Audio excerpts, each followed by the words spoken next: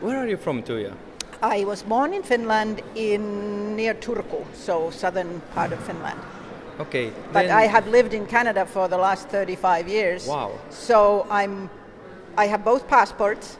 I'm a dual citizen, but my home is in Canada, in Vancouver. If you compare European and Canadian customer experience, can you comment a little bit this? Are they so different, or they're quite similar, or is it because of the culture or because of the people? That's a tough question because I often heard it when I started working in Finland about 8 years ago when I was asked to speak for the first time in Finland. A lot of people reacted when I brought up, Disney or, one of those my favorite companies, and it was sort of like, it's like the service is too nice and it's fake. It's not fake. That's how they are. It is not fake. That's how people are. When you go to a grocery store, they say, "How are you, Tuija? How are you, love? Is your day going fine?" And it doesn't mean that they're really interested in how my day is going, but they connect with me and they have that small talk, which of course even the Finnish language doesn't have small talk. They don't have the words.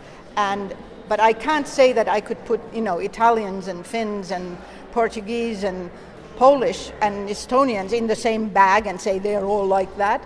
Every country, every city has its own way of being a host, being a customer service person, and everyone has a lot to learn in that sense. That it's one of those things, it's never finished, it's never ready, it's never done, it's always broken. Today I wanted to talk about feelings and about the fact that no matter how many different tools we have to communicate with our audiences, it is still always the emotional connection that stays with people. That is the connection that will create fans and loyal clients and friends and whatever. So we shouldn't be afraid of emotions and shouldn't be afraid of connecting emotionally and not forget that somehow today we tend to talk so much about the how, what are the tools, how can we add one more channel, one more connection, one more this, and I'm saying let's talk about the why. Why are we doing this? Why should the audience care? What is the emotion that they should be feeling once they leave the room? Much more analyzing. Yeah. Let's predict the future. Mm-hmm. At the moment, nowadays, we have one way of, receiving this customer experience. Mm-hmm. But what do you think, Tuija, what kind of customer experience we will receive in 5 years, let's say? 5 years, I could probably say that all of the sort of the emerging technologies that we see now, they are probably going to, most of them become more common, and some of them will not succeed, and we just reject them. Customers, people, humans don't accept every crazy idea, even if it was somewhat good.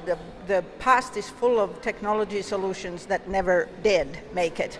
So some of these that we are seeing today are not happening, but many probably are. And I do strongly believe that people will hang on to and really start demanding more and more of clarity, of peace, of silence, of directness, and we are getting tired of constant noise, constant bombarding, constant interruption.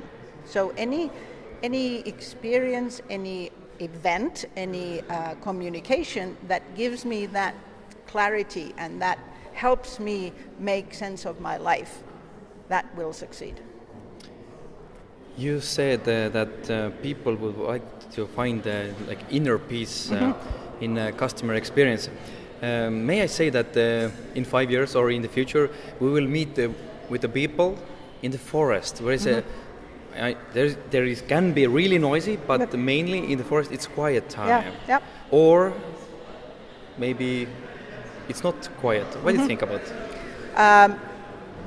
I think that some part of the events industry should take that ball and run with it. To the forest. Because the rest of them will go with the latest technology. You can always grab that to help you in the forest.